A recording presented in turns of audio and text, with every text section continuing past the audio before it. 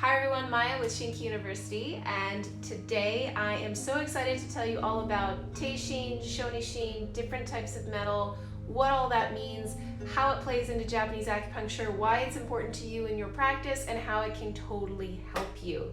Now, if you're new to this channel, or if you love this channel, which I hope you do, don't forget to like, subscribe, hit the little bell to be notified when we're putting out new videos, which happens almost every week.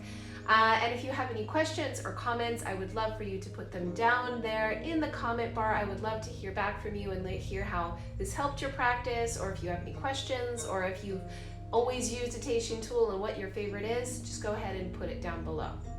So as I said before, we're going to go into different types of Teishin tools and different types of metals. Now, this is something that I go into in a lot of detail, including how to use them in Shinki University. So if you are interested in upping your game and getting a solid foundation in Japanese acupuncture and moxibustion skills, don't forget to head over to www.shinkyuni.com and set up your interview. You can also comment below, I want an interview, and I will DM you with that link.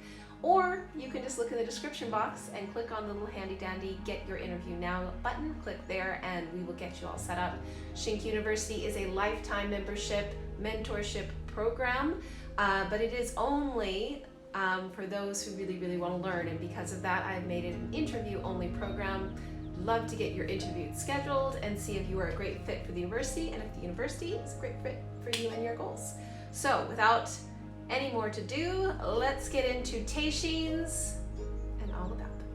All right, so the first thing that I would really love to tell you about Teishin tools is that you really want to be careful about how you keep your tools, because all metals have different properties to them, and some metals, in fact most metals, actually get tarnished, damaged, and the properties of those metals can start to change when they start bumping into different types of metals and different tools. So you want to make sure you get a really good case. Now, I have worked with Kolea Bird Studios to create this awesome case.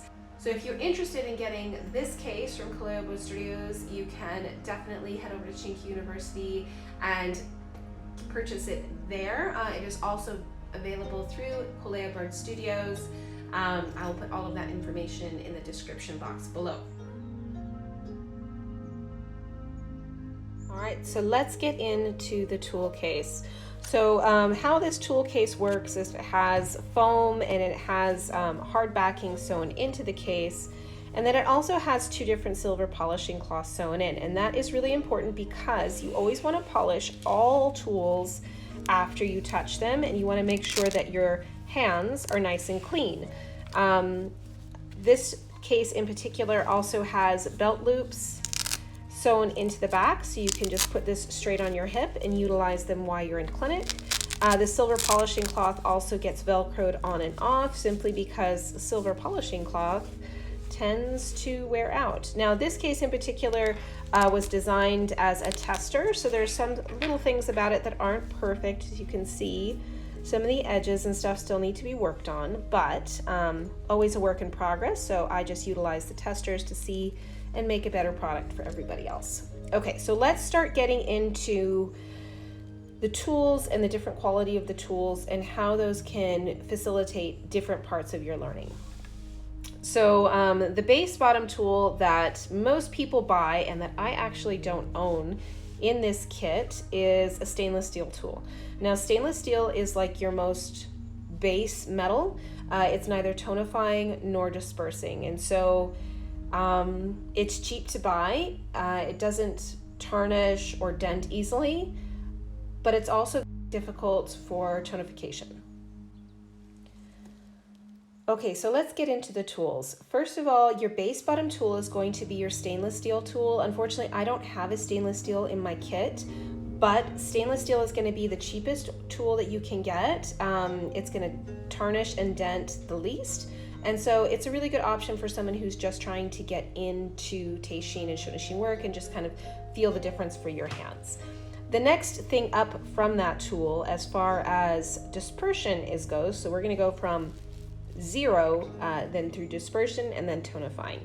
So after stainless steel, the most dispersing tool that you can get is actually iron. So this tool right here is a pediatric Tanioka style tool. It's actually originally made for surgery, so it has a very, very sharp tip. It can be very difficult to use if you don't know how to use it correctly. But this is like the basic hold for all tools. Dispersing tools like iron, you just want to be very careful with. Yeah, and so very dispersive. The next tool that you're going to have up from that is probably going to be brass. Now, a brass tool, unfortunately, I don't have brass either, simply because this is dispersive and it does the trick for me. But you can get brass in a variety of different shapes and sizes. For example, one of the more common ones that you can get a tool in is this shonishin tool. Now, this one I have is made of silver because I actually like to have tools a little bit more on the tonifying side and use technique for dispersion. But if you were to get a shonishin in this kind of copper tool, it can be a really nice dispersive tool, for example, bruises or pediatrics. Now, it doesn't have to be in this wing shape. It can be more of like a circle almost. It looks like maybe an oblong circle. Most of the time though, with a shonishin, you're gonna have a rounder edge. And the nice thing about these tools is that you can use them in a variety of ways. You can use them, for example, to, on your face, kind of like a gua sha tool. You can use them to cut. They ones that do have a point, you can use them to stimulate a specific point. You can use just this edge. You can have a wider scraping edge. Just a word of caution though, a gua sha technique and a Teishin technique are not the same technique. Absolutely, hands down, not the same technique. So if you're looking at what I'm doing and saying, oh, that's just gua sha, it is definitely not. So make sure that wherever you learn your techniques, your teacher has a really good handle on different styles and understandings of the different tools and how to utilize them. Another note that I'm going to put out here as a caution is always make sure to try as much as you can, at least, to hold your tools before you buy them. Now, I have really big hands. I'm a very short person. For my height, I have pretty large hands. But so for example, this tool with someone who has really fine hands would be too big for them, and it'd be very hard to hold in their hand. You also want to look for the balance point of the tool. So for example, let's go to silver. Okay, so we've had iron, copper, which I don't have, and of course stainless steel is over here, which I don't have either, silver, and then you have gold. Okay, and so these are the main metals, right? So we have stainless steel, iron, copper, silver, gold. Now, as far as malleability of the metals, it's in the same order. Stainless steel over here is going to be the least malleable, the least dent worthy, right? Iron is pretty close to that as well. It's really hard for you to, it's iron, right? It's gonna take a beating pretty well. Copper is strong as well, but not quite as strong as both stainless steel and iron. Silver, of course, is a very soft metal. You're getting to something that you definitely do not want to drop. And then gold is your most malleable metal. You don't ever want to bump gold into anything. Now, there's a lot of different varieties. You can get silver plated or true gold. I honestly think that if you're going to get a gold tool, just go all the way and buy a full gold tool. And if you can't afford a full gold tool, which are quite expensive, just get something in silver. Honestly, I think the amount a gold-plated tool can tonify is probably less than, in my opinion, the amount a silver tool can tonify, because in the core of that tool usually is stainless steel. Usually, right? Anyway, so gold tools, very soft and malleable.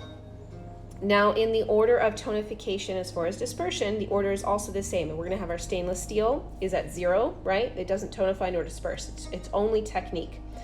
And your technique has to be spot on in order to get those things working. Same with your acupuncture needles, right? You have iron is the most dispersing after that, and then copper, silver, and then gold. So from silver and gold onward, we're having a tonifying technique. From copper, iron, we're having a more dispersing technique. So you could almost put your stainless steel in the middle here, because that's kind of your 0 point. Anyway, so let's go over just really quickly different kinds of tools and how you use them.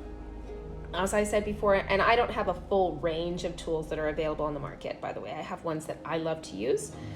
So I have a Tanioka style Daishiru needle, Teishin needle. As I said before, this is really sharp.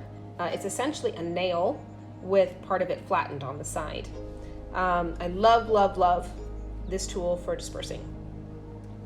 The second tool that I really do love, and let's just go over the ones I love first. So the second tool I really love is my shonishin.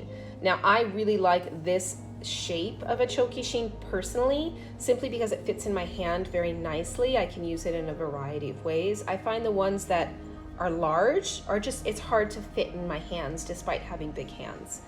So if you notice, there's a trend here, like if it feels comfortable to you, and also if this balance point of the needle, right? Because every tool has a balance point, and you should be able to find that quite quickly because that's where it's balancing in your hand. So this next tool is called a zanshin. I actually got this while I was in school. I don't use it quite as much as my other tools, but when I do use it, I'm always blown away about how effective this tool really is. The one thing I don't like about this zanshin though is it's just a little bit too long for my hands. Again, even though I have huge hands. So you have to be really creative in how you're utilizing this and make sure that you have proper technique and really good posture and all of that stuff so you don't hurt yourself in the process, okay? Probably the tool that I use the most right now is just a basic Teishin. Now this Teishin I actually had made by Aoki, which is they're a Teishin shonishin needle maker in Japan, family-owned business. They do not ship out of out of Japan. They're extremely good and a little expensive. So I had this one made kind of based on this one. Now this one in particular, you can see it has a round top. It's a really good tool made of silver. The balance point is a little bit low for the length, but I really do love it. This tool came with my dashin. So this came as a set. This is called a manaka hammer in the West, but a dashin, so a hammer tool in Japan.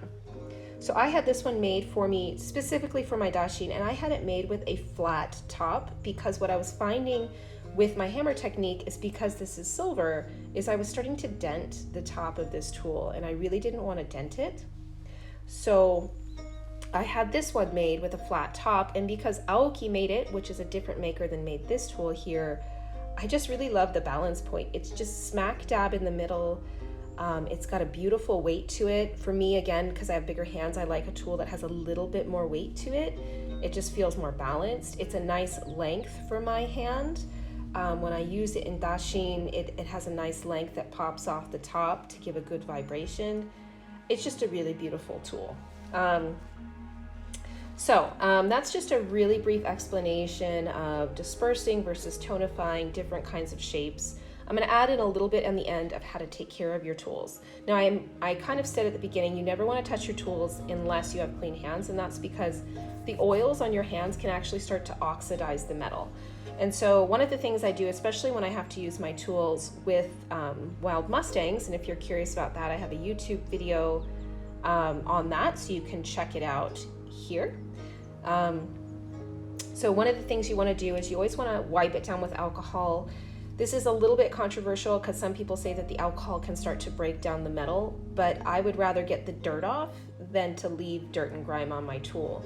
And if my hands are pretty clean, then I'm going to at least take my silver polishing cloth and I'm going to polish.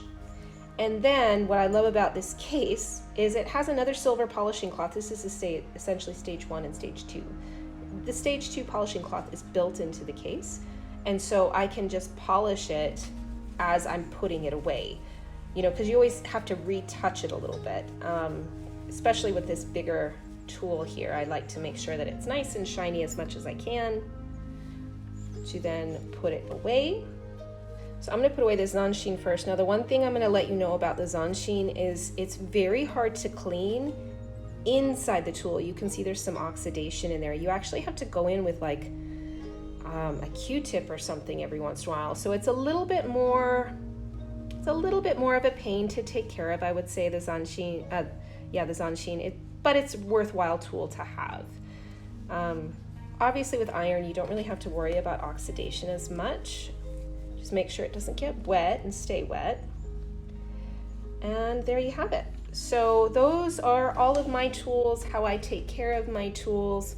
You can of course put your tools in an autoclave after each use. Over here, I didn't mention these guys. These are actually my silver guide tubes. They're a Sugiyama style guide tube, so very small hole, and then they have like a hexagonal shape to it. And these are quite heavy, but I do love them again because I have a bigger hand. Guide tube style and length is really a personal preference, by the way. Teishin, I'm not going to go into as much, just simply because it's a thing of its own.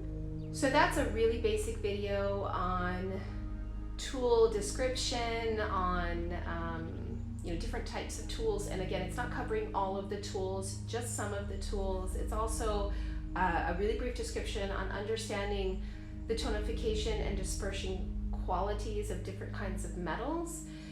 If you're really unsure about where to start, the first thing that I always recommend everyone is to find a mentor, find someone in your community who utilizes these tools, and go get a treatment from them. See how it feels to you. And then if you're really interested in learning them, I highly recommend that you get a mentor that not only has a really strong foundation in Teishin and shonishin tools, but also a strong foundation in Japanese medicine as a whole. Because utilizing Teishin and shonishin tools are the culmination of an acupuncture practice. And so what my teachers always taught me is you cannot efficiently and sufficiently and effectively, it's a lot of E's, I should call them the 3 E's. You can't do that unless you can really treat a deeper part of the body, unless you can insert really deeply. And so Japanese acupuncture, to come and kind of summarize everything, is all about treating the patient where they're at that moment in time, and not what your ego wants to do. So I would love for you to learn this style of treatment. I would love for you to get a mentor in this treatment. If you don't have anybody in your area that you really, really love, I highly recommend coming over to Shinki University, checking out the platform. It's an incredibly good program, and I'm consistently updating it. So I would love to have you, and if you're interested, don't forget to click on the description link below to set up your interview. All right, if you liked this video and found that it was beneficial to you, I would highly appreciate a like, subscribe, and a little bell click to get informed when we put out new videos. It's completely free to you, and you can always change your mind.